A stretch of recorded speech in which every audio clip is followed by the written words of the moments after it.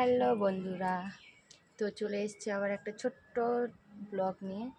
আর আমি গরমে বাইরে রোদের মধ্যে বসে আছি, কি করব, ঘরে এত গরম লাগছে, পাখাও গায়ে মানছে না। তো আজকে আগামীকাল আপনাদেরকে বলেছিলাম পয়লা বৈশাখের বাজার করতে এসেছি। তো ওইদিকে মা আর শাশুড়ি মা মানে আমার মা রান্না করছে আর আমি বাইরে বসে আছি। তো চলো, মাংস এখন চিকেন করছে। আর সব রান্না সকালে হয়ে গেছিলো, চিকেনটা বাকি ছিল, তো চিকেনটা এখন রান্না করছে। নিশ্চয়ই আপনাদের ঘরেও এরকম রান্না বান্না ভালো ভালো কিছু হয়েছে, কারণ আজকে ভালো খাবার দিন, পয়লা বৈশাখ বলে কথা। চলো মা কি করছে আপনাদেরকে দেখায়।